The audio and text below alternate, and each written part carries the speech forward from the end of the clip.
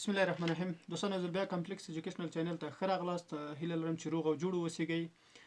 د ورډ د تیرو ویډیوګانو په ادامې سره نن بیا هم د ورډ هوم ټب سره پاتې کیږو. نو هیله لرم که زموږ چینل مو نه وي د سر سبسکرایب کړئ، زموږ د چینل د سر سبسکرایب شیر ترڅو دوستانو هم د مفیدو ویډیوګانو څخه برخمن شي. البته دوستانو یادوري کوم چې دغه چینل موږ په پښتو برخه کې جوړ کړی، ځکه په پښتو کې ډېرې کمې ویډیوګانې دي په یوټیوب کې. نو غواړم دغه پښتو عرصه کې دغه ویډیوګانې تاسو ته وړاندې کړم. نو راځو ادامې ته د درس. ورډ پروګرام را خلاصوم.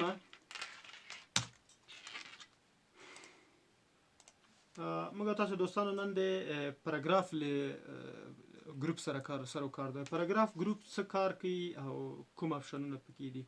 نو پاراګراف مخکې له دې چې پاراګراف ګروپ ته لاړ شم، اول د پاراګراف په معنا هم پوهیږم دوستانو. پاراګراف د متن یو بند یوې ټوټې ته دوستانو څه وایي پاراګراف ویل کېږي. په ورډ کې موږ تاسو هر کله چې انټر وهو یو پاراګراف جوړو، کله چې یو انټر وهو یو پاراګراف موږ تاسو ته جوړیږي.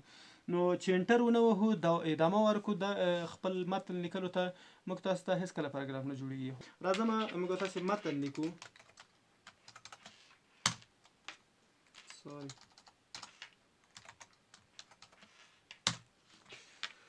نو دغه متن ته که تاسو فکر وکړئ، ګورئ په د دې درې خطونو ترمنځ فاصله خاص نشته د ډیره، خو د دغه دو ترمنځ ګوره بیا فاصله دلته لورای ښکاریږي. نو په دغه جې کې په دې معنی چې دلته یو انټر وهل شوی ده، دغه جدا یو پاراګراف دی موږ تاسو، او دغه د موږ تاسو جدا یو پاراګراف ده. ګورئ په دې معنی چې دغه جې کې یو انټر وهل شوی او دلته هم یو انټر لګیدل. که چیرې زه راشم دې جې کې کلیک کوم، بیک سپیس په کیبورډ کې ووهم، ګورئ اوس دغه ترمنځ څه شی فاصله نشته. نو بلحاظه دا چې د خپل یو پاراګراف شو ټول. نو که چیرته زه کنټرول زائد برته ووهم، موږ تاسو هغه جدا پر دا جدا پاراګراف ده، دا ورسره جدا پاراګراف ده، بیا دا جدا پاراګراف ده. ګوري دا د دې نه تر دې جدا پاراګراف ده، دا جدا پاراګراف. تقریبا 1 2 3 4 5 پاراګراف موږ تاسو لرو.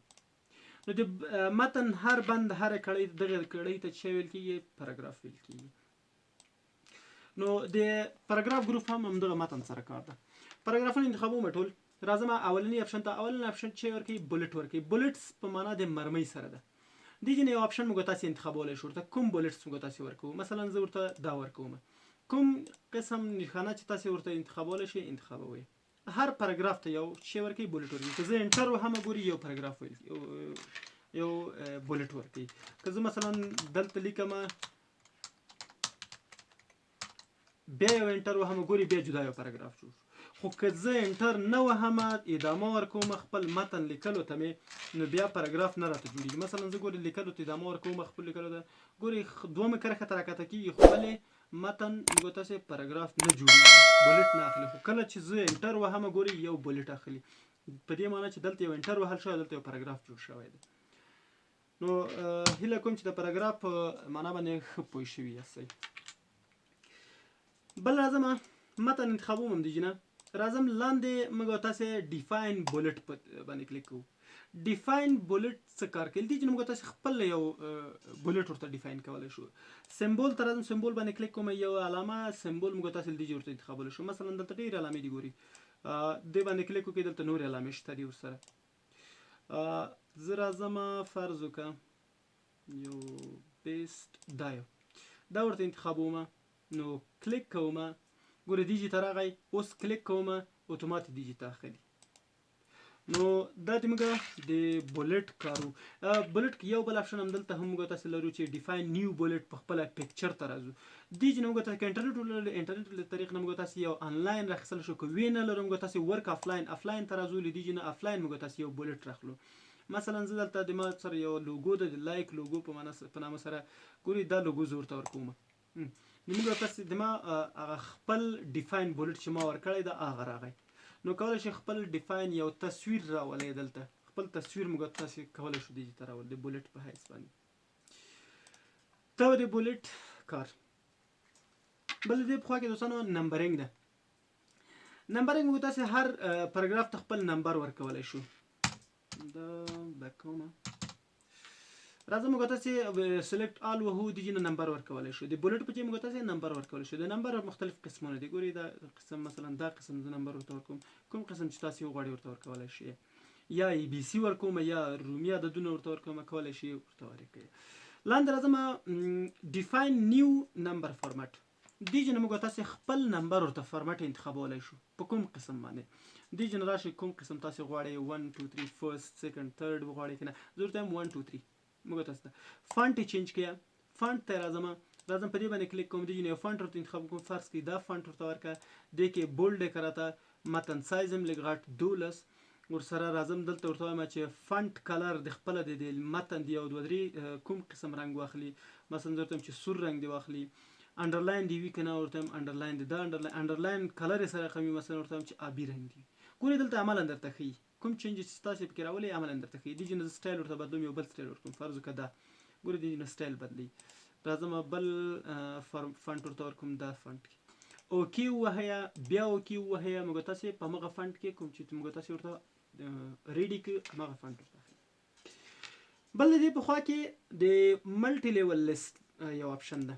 ملټي لیول لیست آپشن څه کار کوي دوستانو؟ مخکې له دې چې ملټي لیول لیست ته ورشو موږ تاسو یو لیست جوړو. مثلا زه وایم چې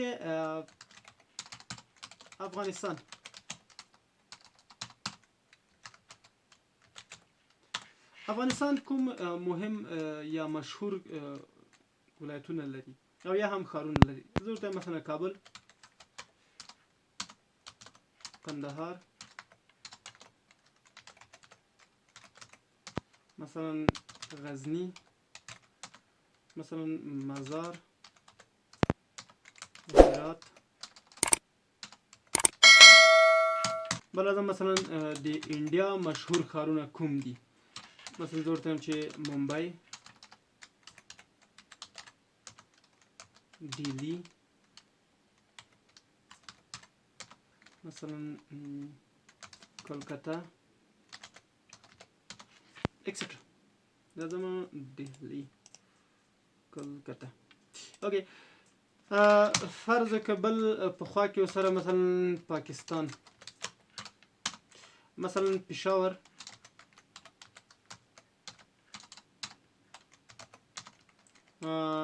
اسلام آباد، مثلا لاهور ایکسټرا.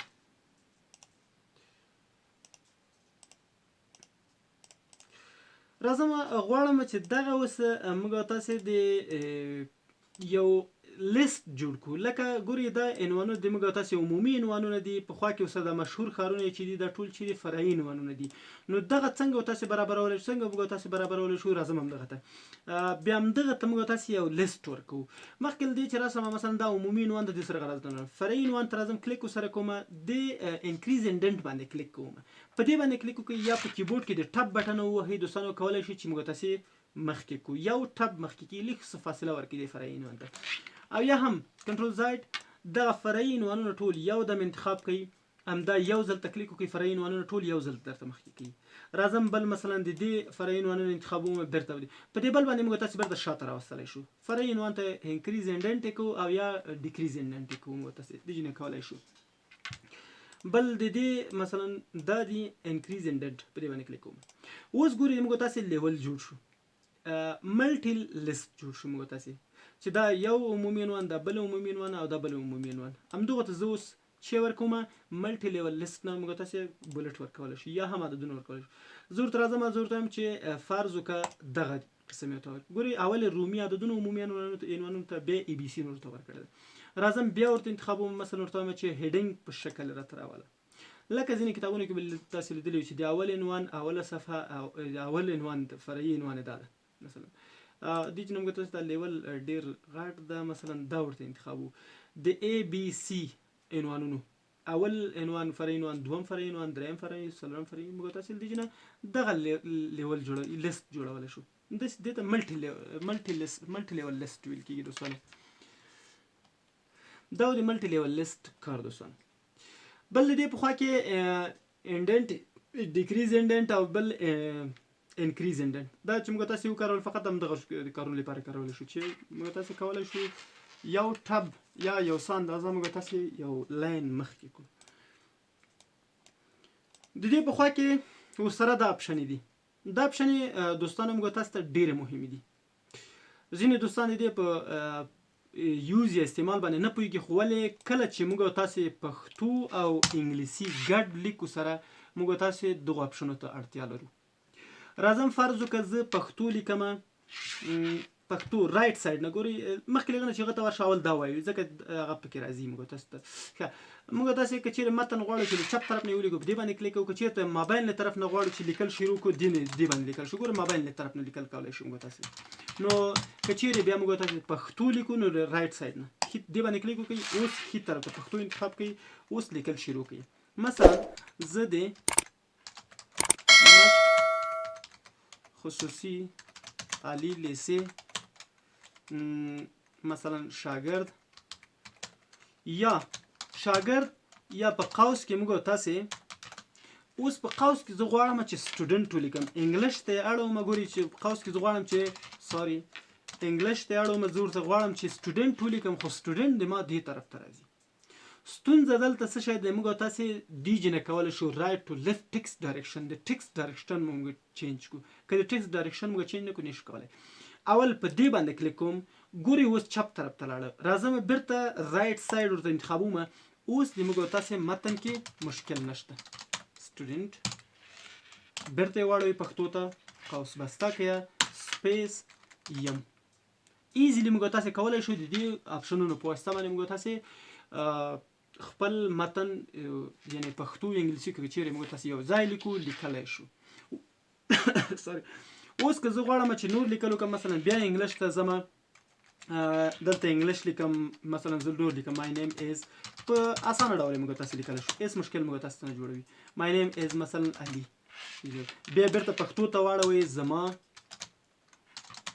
نوم علي دی. موږ تاسې کولی شو دغه اپشن نه په دې برخه کې کار واخلو، چې د دې اپشنو کار ډېر مهمه دی دواړو. ښه د دې په خوا کې بل دې کې بل یو اپشن لرو موږ تاسې متن، بیا راځم متن ته، انګلیش ته یې اړوم، متن لیکم، رینډ انټر، متن انتخابوم، راځم جسټیفای. جسټیفای څه کار کوي دوستانو؟ جسټیفای ګوري کار ډېر مهم دی موږ تاسې ته، ځکه د موږ تاسې متن له دې طرف نه د کتاب په لیکلو کې البته یا د چپټر په لیکلو کې موږ تاسې ګورئ دې طرف نه ګوري متن د موږ تاسې منظم ده، په یو خط باندې لیکل شو، خو ولې له دې طرف نه ډېر ګډوډ پروت ده، نامنظمه پروت ده. موږ تاسې کولی شو د همدې اپشن په واسطه باندې دا منظم کړو. جسټیفای باندې کلیک وکړئ، ګورئ له دې طرف نه منظم متن موږ تاسې ته ترتیبوي. بیا لاندې لو جسټیفای یعنی په کم اندازه جسټیفای کې کلیک پې وکړئ، خو ډېر فرق نه کوي. جسټیفای میډیم په متوسط اندازه راته جسټیفای کړه، که چېرته زه جسټیفای های ورته وهم مکمل راته جسټیفای کوي، خو ولې د متن ترمنځ ډېره فاصله پیدا کوي، نو مهمه نه ده. موږ تاسو فقط جسټیفای ډېر مهم یا بیسټ اپشن ده. د دې په خوا کې راځم دلته یو بل اپشن لرو چې د لاینونو ترمنځ سپیس څومره وي، موږ تاسې 1.5 نارمل اندازه ده، موږ تاسې 1.5 ورکولی شو، زیاتولی او کمولی هم شو. لاین سپیس دې جنې زیاتولی شي. لاینونو ترمنځ سپیس څومره ورکوئ، دلته راشئ ګورئ څومره اندازه چې تاسې غواړئ 5، خو ډېره زیاته نه ورکوو، کلیک پې کوو، 1.5 انچ صحیح ده. لاندې راځو اډ سپیس بیفور پاراګراف، له مخکې له پاراګراف نه مخکې دا ځای ده، ګوره د دې پاراګراف نه مخکې دا ځای ده، د دې پاراګراف نه مخکې دا ځای ده، د دې پاراګراف نه مخکې دلته موږ ورته چې سپیس ورته ورکړو. ګورئ موږ تاسې متن اوس تر دې کې لیکل شوی، ګورئ که زه په دې باندې کلیک اډ سپیس اضافه که سپیس فاصله مخکې له پاراګراف نه، ګورئ پاراګراف مو کته راځي. که زه ورته وایم ریموو سپیس فرام پاراګراف، ریموو ختمه کوي افټر له پاراګراف نه، پاراګراف نه وروسته کومه چې فاصله ده هغه راته ختمه کړه، افټر پاراګراف هغه راته موږ تاسې ختموي، سوري اډ کوي یې راته. که چېرته اوس ریموو راځي موږ تاسې که اوس کلیک وګورئ اوس بیرته ریموو کوي راته، موږ تاسې کولی شو فاصله ورته ورکړئ پاراګرافونو ترمنځ او یا هم ورته ورې نه کړو. د دې اپشن دا کار. د دې په خوا کې راځم بل اپشن د موږ تاسې دی چې د بیکګراوند ته رنګ ورکړل شو، د متن له بیکګراوند ته رنګ ورکړل شو، مثلا بیکګراوند یې دا رنګ کولی شو چینج کړو، خپله نو کلر دی چې بیرته کلر یې، خو البته دوستانو متن مه انتخابوئ، که متن انتخاب نه کوي کار نه کوي. راځه مثلا ورته مور کلر له خپله دلخوا رنګ ورته ورکړو، مثلا دا رنګ ورته ورکړه، موږ تاسې کولی شو خپل دلخوا رنګ ورته ورکړو. نو دوستانو هیله کوم چې ویډیو مو خوښه شوې، دا زموږ نننی درس.